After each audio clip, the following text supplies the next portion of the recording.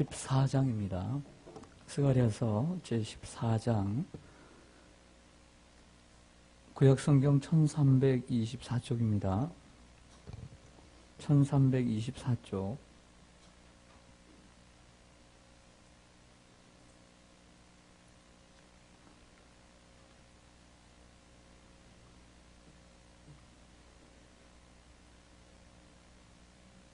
제가 먼저 1절 읽겠습니다. 여호와의 날이 이르리라. 그날에 내 재물이 약탈되어 내 가운데에서 나누이리라.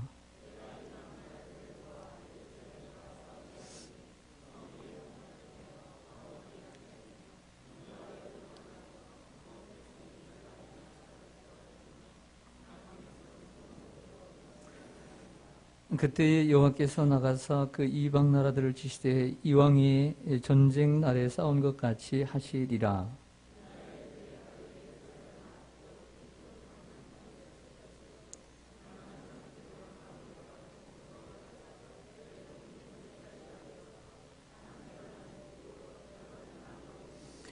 그 산 골짜기는 앗셀까지 이를지라. 너희가 그 산 골짜기로 도망하되 유다 왕 우시야 때에 지진을 피하여 도망하던 것 같이 하리라. 나의 하나님 여호와께서 임하실 것이요 모든 거룩한 자들이 주와 함께 하리라. 여호와께서 아시는 한날이 있으리니 낮도 아니요 밤도 아니라 어두워갈 때에 빛이 있으리로다.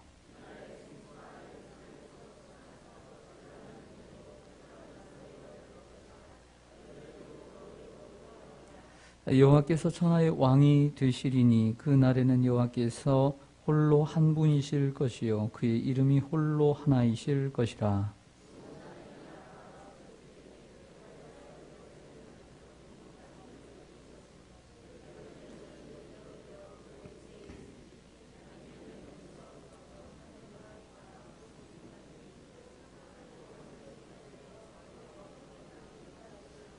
함께 읽습니다. 사람이 그 가운데에 살며 다시는 저주가 있지 아니하리니 예루살렘이 평안히 서리로다. 아멘.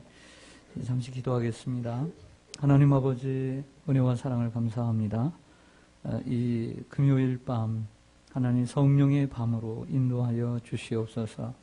하나님께서 부르신 주의 자녀들을 오늘 이 시간 붙잡아 주셔서 하나님 앞에 온전히 드리는 예배자가 되게 하여 주시고 하나님 주시는 또 예비하신 은혜를 입어 새 힘을 얻는 시간이 되게 하여 주시옵소서.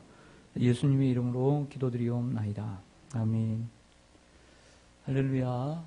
네, 우리 앞에 비디오에 서로 인사하겠습니다. 잘 지내셨습니까? 반갑습니다. 사랑합니다. 축복합니다. 네, 4층에도 장무실에도. 네, 오늘은 스가랴 마지막 시간이 되었습니다. 스가랴는 1장부터 6장까지 스가랴가 본 8가지의 환상을 이야기해 주고 있고 가운데 7장은 금식을 해야 되느냐 말아야 되느냐 전에 해오던, 그리고 8장은 예루살렘의 회복을 이야기하고 있습니다. 그리고 후반부 9장부터 14장까지는 메시아의 도래와 그의 모습을 기록해 주고 있습니다.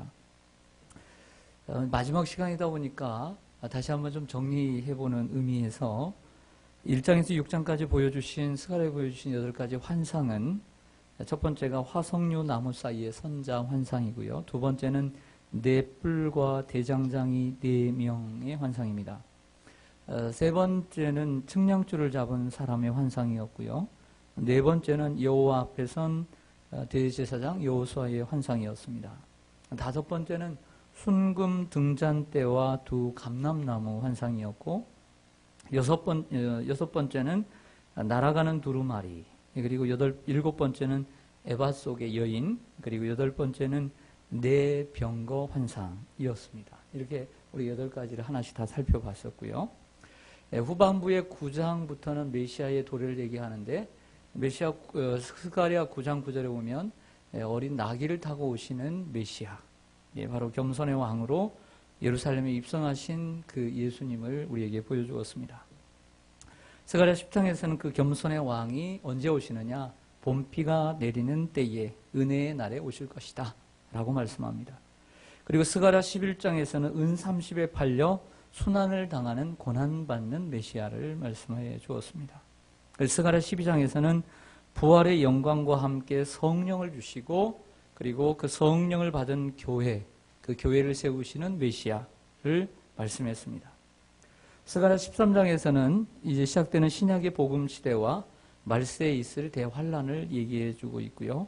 그리고 오늘 14장은 이제 메시아가 재림하시는, 즉 재림하실 메시아와 그 메시아가 오심으로써 이루어지는 현상, 그리고 메시아가 이루는 왕국의 모습, 이러한 내용들을 오늘 마지막으로 기록해 주고 있습니다.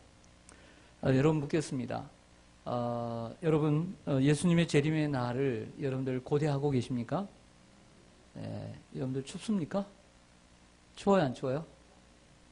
여러분들 안 춥죠? 네. 예수님의 재림의 날을 여러분들 다시 한번 고대하고 계십니까? 그렇다고 한다면 예수님이 오시는 날, 그리고 예수님이 오셔서 이루시는 그 하나님의 나라, 어떤 나라입니까? 그리고 어떤 나라를 고대하고 계십니까? 자, 오늘 이 14장을 해결해 나갈 수 있는 키워드는 예수님의 재림의 날에 어떤 일이 일어날 것인가? 이런 질문을 가지고 풀어가면 아주 쉽게 풀릴 수 있을 것 같습니다. 자, 이런 질문으로 오늘 시간에 14장을 함께 풀어가겠습니다. 예수님의 재림의 날에 어떤 일이 일어날까요? 첫 번째는 사단의 최후의 공격인 대환란이 일어납니다. 따라하겠습니다. 대환란이 일어난다.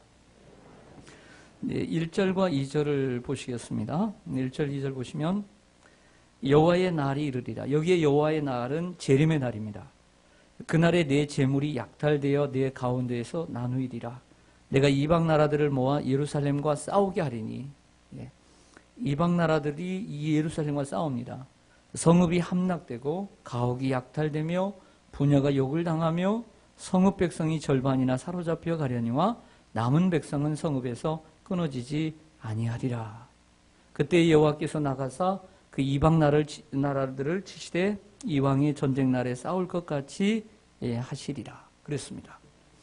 여러분 잘 아시는 대로 마지막 때에는 사단의 마지막 발악이 있습니다.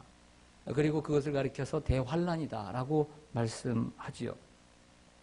그런데 이 재림의 때에 큰 환란이 일어나는데 이 환란이 예루살렘에 임했다 그랬습니다. 재물이 약탈을 당하고 성읍이 함락되고 가옥이 약탈되고 부녀가 욕을 당하고 절반이나 사로잡혀 가겠다. 그러나 남은 백성이 있을 것이다. 남은 자가 있을 것이다. 렘넌트, 이 남은 자가 천국에 들어가게 되는 것이죠. 아무리 사단의 권세가 세더라도 그리스도의 교회를 음부의 권세가 이기지 못하리라 라고 말씀합니다. 그럼 여기서 우리가 질문을 해야 합니다. 여기서 사단이 공격하는 예루살렘은 그 지역적으로 실제적으로 예루살렘을 얘기할까요? 보여줄까요? 아니라는 거죠. 그러면 사단이 지금 이스라엘에 있는 예루살렘만을 칠까요? 아니죠. 그럴 수는 없죠. 온 성도는 전 세계에 있는데, 그렇다고 한다면 여기 예루살렘은 단순한 지역적인 예루살렘을 가리키는 것이 아니라 교회를 가리키는 것이고, 그리고 성도들을 가리키는 것이고, 마지막 날에는 사단이 이러한 성도들을 괴롭히게 될 것입니다. 하지만 끝까지 견디는 자, 그 남은 자가 있을 것이다 라고 말씀하고 있습니다. 마태복음 24장 21절 이하를 한번 들어보십시오. 이는 그때에 큰 환란이 있겠습니다. 창세로부터 지금까지 이런 환란이 없겠고 후에도 없으리라. 그 날들을 감하지 아니하면 모든 육체가 구원을 얻지 못할 것이나 그러나 택하신 자들을 위하여 그 날을 감하시리라. 예수님이 직접 하신 말씀입니다. 마지막 날에는 큰 환란이 있을 것이다. 그러나 그 환란이 얼마나 센지 그 환란의 때를 주님께서 줄이지 않았다라고 하면 모두 죽을 것이다. 이처럼 마지막에 대환란의 때가 있을 거라고 말씀하고 있습니다. 그러나 여러분, 우리가 환란을 두려워하지 말아야 합니다. 끝까지 믿음을 지키는 자들이 승리하게 될 줄로 믿습니다. 또 환란 당할 때 하나님 우리와 함께 하시고 또 우리와 함께 싸우신다라고 오늘 말씀하고 있기 때문입니다. 더욱더 믿음을 굳게 하시기를 주님의 이름으로 간절히 축원합니다. 오늘 성경은 이처럼 마지막 때에 어떠한 일이 있을 것인가, 예수님이 감람산의 성도들과 함께 재림하신다라고 말씀합니다. 감람산에 4절과 5절을 보겠습니다. 그날, 니데입니다. 그날에 그의 발이, 즉 예수님의 발이 예루살렘 앞 동쪽 어느 산에서요? 감람산에 서실 것이요. 감람산은 그 한가운데가 동서로 갈라져 있는데 매우 큰 골짜기가 되어서 산 절반은 북쪽으로, 산 절반은 남쪽으로 옮기고 그 산 골짜기는 아셀까지 이를지라 너희가 그 산 골짜기로 도망하되 유다왕 우시야 때의 지진을 피하여 도망하던 것 같이 하리라. 나의 하나님 여호와께서 임하실 것이요 모든 거룩한 자들이 누구와 함께 하리라? 주와 함께 하리라고 했습니다. 마지막 날에 예수님이 감람산에 임하십니다. 감람산에. 감람산은 예루살렘 성 밖에 있는 해발 800m 고지에 있습니다. 그 감람산에서는 예루살렘이 훤히 들여다 보입니다. 그 감람이라고 하는 산 이름은 바로 올리브나무라고 하는 감람나무에서 왔습니다. 그 올리브나무가 많이 모여 있었던 것이죠. 그래서 올리브나무산 혹은 감람산 이렇게 부르는 것입니다. 예수님은 이 산에서 뭐 하셨을까요? 예수님은 바로 이 벳바게에서부터 즉 그 감람산에서부터 어린 아기를 타고 출발하셨습니다. 또 예루살렘을 보시고 우셨고 그 감람산에서 최후의 기도를 지셨습니다. 그 감람산 안에 겟셋만의 동산이 있는 것입니다. 그리고 잡히시던 장소였습니다. 그리고 마지막 예수님이 승천하신 곳이 어디냐? 바로 감람산입니다. 바로 승천하시면서 내가 간 그대로 다시 오리라 말씀하셨습니다. 그런데 오늘 본문 4절에 보니까 주님의 발이 감람산에 서실 것이요 그랬습니다. 자, 여기서 우리는 또 질문을 던집니다. 앞에 예루살렘이 실제 예루살렘이냐 아니면 상징적으로 교회를 가리키느냐? 교회라고 말씀드렸습니다. 자, 그렇다고 한다면 여기에 감람산은 실제 예루살렘 곁에 승천하신 감람산일까? 아니면 다른 곳일까? 질문을 던져야 되겠죠. 과거에 많은 사람들이 여기에 논의가 있었는데 종교교육자 마틴 루터는 예수께서 공중에 오신다고 했지 감람산이라고 하시지 않았다. 그러므로 감람산은 상징이다. 이렇게 말했고요. 하지만 F.B. 마이어 같은 사람은 예수님 초림의 장소가 베들레헴이었듯이 예수님의 재림의 장소도 분명히 있다. 라고 말했습니다. 그러니까 이러한 의견이 상반되는 것이죠. 여러분은 어떻게 생각하십니까? 예수님이 감람산에서 올라가셨기 때문에 감람산으로 오실까요? 아닙니다. 이 또한 상징입니다. 예루살렘이 바로 교회와 성도들을 가리키듯 감람산도 바로 그곳에 오신다면 하나님의 말씀이 또 맞지가 않죠. 한번 들어보세요. 요한계시록 1장 7절에 보면 볼지어다 그가 구름을 타고 오시리라. 각 사람의 눈이 그를 보겠고 그를 찌른 자들도 볼 것이요 땅에 있는 모든 족속이 그로 말미암아 애곡하리니 그러하리라. 아멘. 이렇게 되어 있습니다. 즉 모든 사람의 눈에 예수님이 보이도록 오십니다. 모든 사람의 눈에 예수님이 오신다고 말씀하고 있습니다. 특정한 한 장소에 오시는 것이 아니라 모든 사람의 눈에 보이도록 예수님이 오신다라고 말씀합니다. 그리고 오늘 5절 하반절의 말씀처럼 모든 거룩한 자들이 주와 함께 하리라 그랬습니다. 감람산에 오실 때에 혼자 오시는 것이 아니라 먼저 세상을 떠난 신자들, 믿음의 조상들과 함께 죽은 자들을 일으켜서 함께 오시리라. 이렇게 말하고 있습니다. 데살로니가전서 4장 13절 이하를 들어보세요. 우리가 예수에 죽었다가 다시 사심을 믿을진대 이와 같이 예수 안에서 자는 자들도 하나님이 저와 함께 데리고 오시리라. 우리가 뒤에 말씀대로 너희에게 이것을 말하노니 주 강림하실 때까지 우리 살아남아 있는 자도 자는 자보다 결단코 앞서지 못하리라. 주께서 호령과 천사장의 소리와 하나님의 나팔로 친히 하늘로 쫓아 강림하시리니 그리스도 안에서 죽은 자들이 먼저 일어나고 그 위에 살아남은 자도 저희와 함께 구름 속으로 끌어올려 공중에서 주를 영접하게 하시리니 그리하여 우리가 항상 주와 함께 있으리라. 할렐루야. 주님이 재림하시는 날 혼자 오시는 것이 아니라 먼저 죽은 자들이 먼저 일어나 주님과 함께 오고 그것을 보는 살아있는 신자들이 붙들려서 올라가서 휴거해서 주님을 영접하게 되는 것입니다. 할렐루야. 오늘 그 말씀을 얘기하고 있잖아요. 주님이 감람산에 두 발을 의지하고 서실 것이고 그 주 거룩한 자들과 함께 올 것이다. 바로 마지막 때를 얘기하고 있는 것입니다. 예수님이 재림하시고 새로운 세계가 열릴 때 어떤 일이 일어날까요? 오늘 본문은 얘기합니다. 이 새로운 지금 있는 자연계에 이 창조계의 변화가 일어납니다. 우리가 살고 있는 이 하늘과 땅의 변화가 일어난다라고 말합니다. 6절과 7절을 보시겠습니다. 6절 보시면 그날에는 무엇이 없겠고 광명한 것들이 떠날 것이라. 여호와께서 아시는 한날, 그 아시는 한날은 어떤 날이겠어요? 재림이죠. 있으리니 낮도 아니요 밤도 아니라 어두워 갈 때에 빛이 있으리로다. 아니 낮은 낮인데 낮도 아니고 밤도 아닙니다. 이게 무슨 말일까요? 빛이 없겠고 광명한 것들이 떠날 것이다 라고 했습니다. 여러분 마지막 때에 이 자연계의 질서가 새로워집니다. 즉 옛 하늘과 옛 땅이 사라지고 새 하늘과 새 땅이 임하게 되는 것입니다. 할렐루야. 마태복음 24장 29절에 그 환란 후에 즉시 해가 어두워지며 달이 빛을 내지 아니하며 별들이 하늘에서 떨어지며 하늘의 권능들이 흔들리리라 말씀합니다. 베드로후서 3장 10절에 보면 그러나 주의 날이 도둑같이 오리니 그날에는 하늘이 큰 소리로 떠나가고 물질이 뜨거운 불에 풀어지고 땅과 그 중에 있는 모든 일이 드러나리로다. 또 정확한 것을 말씀드릴게요. 요한계시록 21장 1절입니다. 또 내가 새 하늘과 새 땅을 보니 처음 하늘과 처음 땅이 없어졌고 바다도 다시 있지 않더라. 할렐루야. 처음 있는 옛 땅과 옛 하늘이 사라져요. 그리고 새로운 하늘 새 땅, 이것을 신천신지라고 얘기해요. 신천, 새로운 하늘. 그러니까 한자로 얘기하면 신천신지.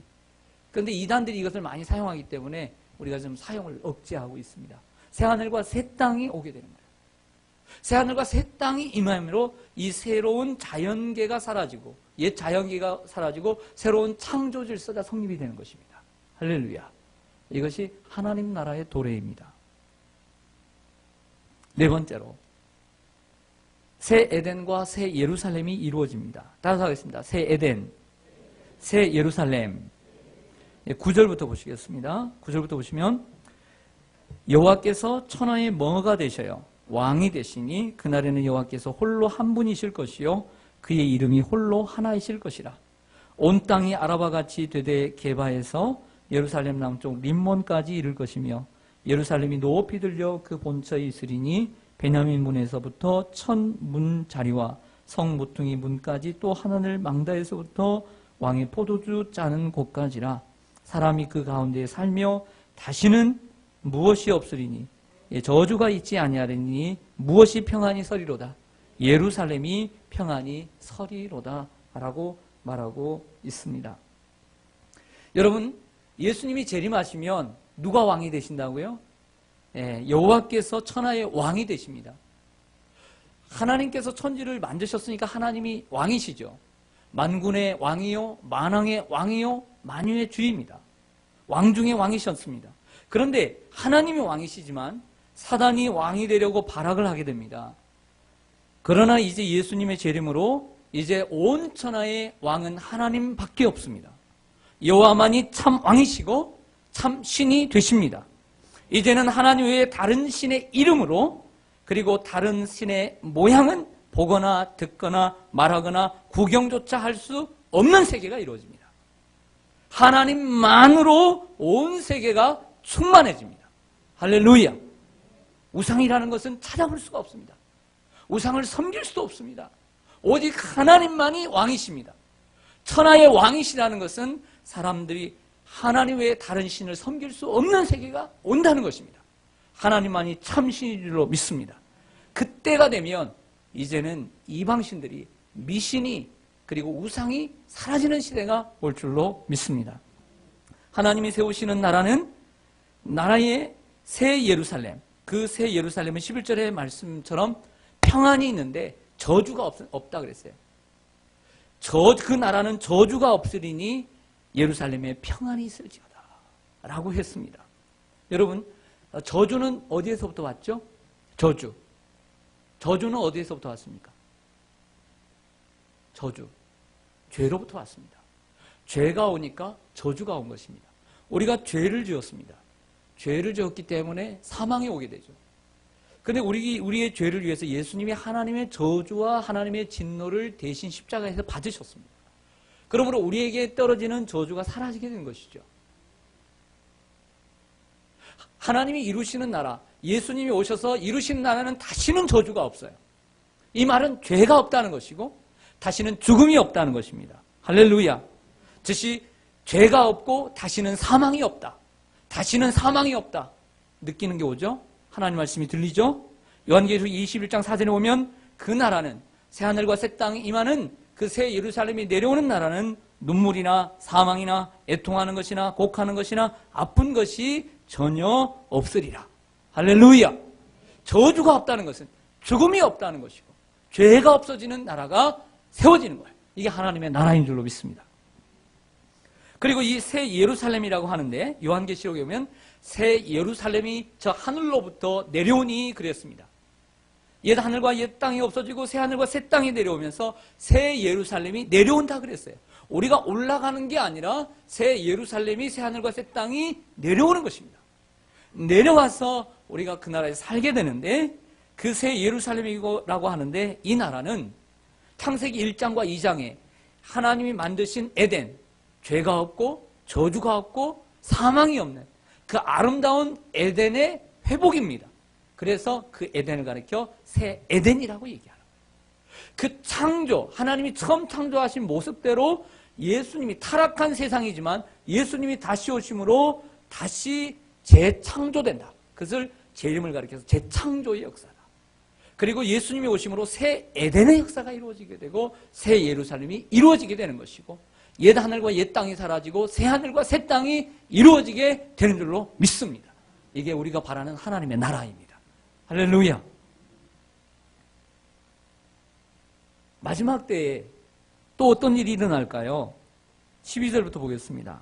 원수들에 대한 심판이 이루어집니다. 12절에 보면 예루살렘을 친 모든 백성에게 예루살렘을 친 모든 백성. 예루살렘은 누구라고 했죠? 교회와 성도들입니다. 교회와 성도들을 괴롭힌 모든 백성에게 여호와께서 뭘 내리세요? 재앙을 내리시는데 이러하니 곧 섰을 때에 그들의 살이 썩고 그들의 눈동자가 눈구멍 속에서 썩고 그들의 혀가 입속에서 썩을 것이요. 그날에 여호와께서 그들을 크게 요란하게 하시리니 피차 손으로 붙잡으며 피차 손을 들어 칠 것이며 유다도 예루살렘에서 싸우리니 그때에 사방에 있는 이방 나라들의 보화 곧 금, 은, 의복이 심히 많이 모여질 것이요 또 말과 노새와 낙타와 나귀와 그 진에 있는 모든 가축에게 미칠 재앙도 그 재앙과 같으리라. 할렐루야. 여러분 마지막 때에는 양과 염소를 가릅니까 안 가릅니까? 가릅니다. 여러분 알곡과 쭉정이를 가릅니까 안 가릅니까? 가릅니다. 오늘 아까 감람산에 서실 때에 그게 골짜기가 있습니다. 하나는 북쪽으로 하나는 남쪽으로 나눈다는 얘기를 하고 있는 것입니다. 마지막 때는 예수님의 예언처럼 쭉정이와 알곡을 나눕니다. 그리고 미련한 처녀와 슬기 있는 처녀를 나누게 되어 있습니다. 그리고 예루살렘을 친 자들에게 하나님은 재앙과 저주를 내리십니다. 심판을 내리십니다. 그 심판의 내용이 무엇이냐? 첫째 사망입니다. 살이 썩고 눈이 썩고 혀가 썩습니다. 썩는다 그랬어요. 살이 썩어요. 눈이 썩어요. 혀가 썩어요. 죽는다는 것입니다. 그들에게는 사망이 있습니다. 그의 심판은 또한 상호 간의 미움과 싸움입니다. 서로 그들끼리 싸우게 만듭니다. 기도원의 상황에서도 보면 미디안과의 싸움에도 보면 횃불을 들고 그리고 나팔을 불 때 어떻게 됐습니까? 항아리를 깨고 그들끼리 싸웠습니다. 하나님이 싸우시는 방법 가운데 하나는 이것을 자주 사용하셨습니다. 그들끼리 적들끼리 원수끼리 싸우게 하는 것입니다. 그렇게 말씀하고 있습니다. 또한 물질 문명의 파멸을 말씀하셨습니다. 물질을 최우선시하는 이러한 바벨론 문명의 종말을 예언하셨습니다. 물질을 사랑하고 물질을 하나님처럼 섬기는 이들에 대한 하나님의 심판을 말씀하고 있는 것입니다. 원수들에 대한 최후의 심판이 분명히 이루어질 줄로 믿습니다. 그리고 마지막으로 하나님 나라의 모습을 보여주고 있습니다. 이제 우리가 완전히 들어간 하나님의 나라, 그 하나님의 나라, 하나님의 나라. 우리가 하나님 나라 가서 뭐 할까요? 어떤 사람은 그러죠. 아유, 하나님 나라 가서도 맨날 찬양하고 예배하고, 아유, 지금도 이 세상에서 예배하기는 정말 지겨운데, 천국에 가서도 맨날 예배하고 살려면 그 천국 안 가겠다고 하는 사람도 있어요. 그런 사람들은 외국에 보내야 됩니다. 우리 한국 사람들 외국에 보내면 다 애국자가 되듯이 외국에 보내면 신실한 크리스찬들이 되더라고요. 믿음이 없는 사람들은 보내야 합니다. 자, 오늘 이 마지막 16절 이하는 스가랴의 총결론이자 하나님 나라의 정체성을 보여줍니다. 16절 보겠습니다. 예루살렘을 치러 왔던 이방 나라들 중에 남은 자가, 이 말은 해석을 잘해야 됩니다. 그 치러 왔던 자들 중에 남은 자가 아니라 그들이 치러 왔을지라도 오늘 2절의 말씀처럼 남은 백성을 얘기하는 것입니다. 남은 자, 구원받은 그리스도인, 그 남은 자가 해마다 올라와서 그 왕 만군의 여호와께 뭐하며 경배하며 무엇을 지킬 것이라? 초막절을 지킬 것이라. 땅에 있는 족속들 중에 그 왕 만군의 여호와께 뭐하러? 경배하러 예루살렘에 올라오지 아니하는 자들에게는 비를 내리지 아니하실 것인즉, 비를, 여러분들 그 올라오지 않는 데에 물 한 방울 주지 않아요. 누가복음 16장에 그 나사로와 거지 나사로와 부자의 비유를 보세요. 그 부자가 이 땅에서는 다 누리고 살았지만 그가 간 그 지옥에서는 물 한 방울 비 한 방울 내리지 않아요. 18절에 보면 만일 애굽 족속이 올라오지 아니할 때에는 비 내림이 있지 아니하리니 여호와께서 무엇을 지키러 올라오지 아니하는 자, 초막절을 지키러 올라오지 아니한 이방 나라들의 사람을 치시는 재앙을 그에게 내리실 것이라. 19절, 애굽 사람이나 이방 나라 사람이나 또 무엇을 지키러? 초막절 3번이나 등장합니다. 초막절이 뭐길래? 초막절을 지키러 올라오지 아니하는 자가 받을 벌이 그러하니라. 그날에는 말방울에까지 여호와께 무엇이라? 성결이라 기록될 것이라. 여호와의 전에 있는 모든 소치 제단 앞 주발에 다름이 없을 것이니, 모든 것이 주님 앞에 영광스럽게 쓰여진다는 거예요. 마지막 21절, 예루살렘과 유다의 모든 소치 만군의 여호와의 무엇이 될 것이고 성물이 될 것이고, 즉 제사 드리는 자가 와서 이 솥을 가져다가 그것으로 고기를 삶으리라. 그날에는 만군의 여호와의 전에 어떤 사람이 다시 있지 아니하리라. 가나안 사람이 다시 있지 아니하리라. 저를 보겠습니다. 그렇게 졸리세요? 좀 사모하는 마음이 좀 적은 것 같아요. 그렇게 졸리세요? 여러분, 우리가 나라가 하나님의 나라를 이렇게 설교하는데 졸면 어떻게 하시려고? 이 부분을 총괄해서 말씀드리자면 끝부분은 우리가 들어가서 하나님의 나라는 그 환란 속에서 남은 자가 들어가 사는 나라다. 할렐루야. 두 번째, 그 나라에서 우리가 뭐하냐? 여호와께 경배하는 나라다. 여호와께 경배하는 나라인 줄로 믿습니다. 그 나라는 어떤 나라냐? 성결하고 성별된 나라다. 성여호와께 성결이라. 성별된 나라다. 거룩한 나라가 될 것입니다. 그리고 그 나라는 기쁨과 안식의 나라가 될 줄로 믿습니다. 초막절이라는 단어가 몇 번이나 나옵니까? 3번 나왔습니다. 왜 여기서 중요한 때에 초막절을 얘기했을까요? 이스라엘의 3대 절기는 6월절, 그리고 오순절, 그리고 초막절입니다. 6월절은 예수님의 십자가를 의미하죠. 오순절은 성령의 임함을 얘기합니다. 교회가 시작되었습니다. 초막절은 마지막 1년 중에 제일 늦게 있는 절기로서 추수의 감사, 그리고 기쁨, 먹을 것이 풍성함으로 안식을 얘기하는 것입니다. 초막절을 여기서 꺼낸, 그 초막절의 카드를 꺼낸 것은 하나님의 나라는 이러한 충만한 감사와 풍성한 안식으로 하나님을 기쁘시게 하는 나라라는 것을 보여주고 있는 것을 믿으시길 바랍니다. 그리고 마지막에 어떤 사람은 여기에 들어가지 못하리라. 다시는 있지 아니하리라 그랬죠? 여호와의 전에 어떤 사람은, 저를 너무 실망시키지 마세요. 생각이 외출되어 있는 건 아니죠? 마지막 가나안 사람이 다시 있지 아니하리라. 스가랴의 마지막 부분이 뭐냐? 가나안 사람이 다시 있지 아니하리라. 우리가 들어가는 가나안 땅은 젖과 꿀이 흐르는 가나안 땅이지만 성경에서 말하는 가나안 사람이란 아브라함이 떠나 있을 때 그 가나안 땅에 들어와 살던 이방 민족들, 원주민들을 얘기하는 것입니다. 즉 한마디로 하나님을 모르는 사람들. 가나안 사람들이 하나님을 모르는 사람들, 하나님 믿지 않는 사람들. 이 말은 하나님의 나라는 남은 자만 들어간다는 것이 되는 것처럼 마지막 날은, 마지막 하나님의 나라는 결단코 믿음 없이는, 하나님을 믿지 않는 가나안 사람들은 절대 거기에 있을 수가 없는 줄로 믿습니다. 이 나라가 하나님의 나라인 줄로 믿습니다. 즉 요한계시록 21장 8절에 보면 불신자들은 불과 유황으로 타는 못에 참여하게 되는데 그것을 둘째 사망이라고 했어요. 육신이 죽는 것은 첫째 사망이요, 그리고 지옥불에 떨어지는 것은 둘째 사망이라. 불신자는 하나님 나라에 주님이 오셔서 이루시는 그 영원한 메시아의 왕국에 들어갈 수 없다는 것입니다. 그러므로 믿음을 가져야 될 줄로 믿습니다. 그래서 여러분들이 그 어린 양의 생명책에 여러분들이 이름이 기록되기를 바라고요.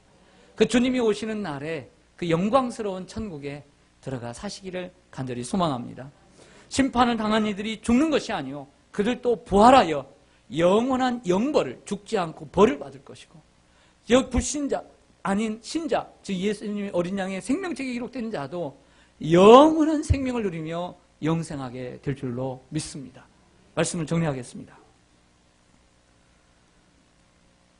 마지막 14장은 예수님이 오시는 재림의 날에 있을 내용을 기록하고 있습니다. 먼저는 사단의 최후의 공격, 대환란이 있을 것입니다. 그러나 남은 자가 있을 것이고 그것을 이길 수 있도록 하나님이 함께 싸우실 것입니다. 두 번째는 예수님이 감람산에 두 발을 서고 서실 것입니다.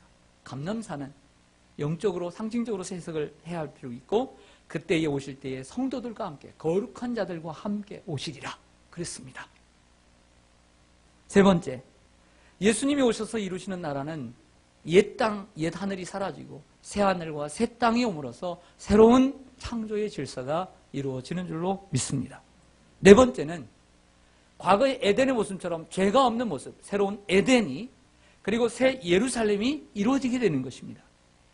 거기에는 죄가 없고, 그러므로 저주가 없고, 죽음이 없는, 사망이나 애통하는 것이나 곡하는 것이나, 우리가 이 세상에서 누리는 얼마나 아픔이 있습니까? 병이 있습니다. 사람들과 인간과의 관계에 갈등이 있습니다. 우리는 배고픔이 있습니다. 인생에 대한 고민이 있습니다. 무엇을 먹고 살까? 시험에 대한 시험의 스트레스도 없어요. 할렐루야. 그렇다고 먼저 가지 마세요. 제가 글에 적었잖아요. 자살하면 안 된다고. 그런 사람을 주님이 반기는 것이 아니라 비록 힘들고 어려워도 이 세상에서 믿음을 지키고 사는 사람을 주님이 반가이 맞아주실 줄로 믿습니다. 다섯 번째는 원수들에 대한 최후의 심판이 이루어집니다. 모두가 구원받는다면 우리가 열심히 할 필요가 뭐 있습니까? 모두가 잘 산다면, 행복하다면 우리가 열심히 할 필요가 무엇입니까? 분명히 심판이 있어요. 오른쪽과 왼쪽이 있어요. 그 하나님의 교회를, 하나님의 사람들을 박해했던 사람들이 심판을 받는 날이 분명히 올 줄로 믿습니다.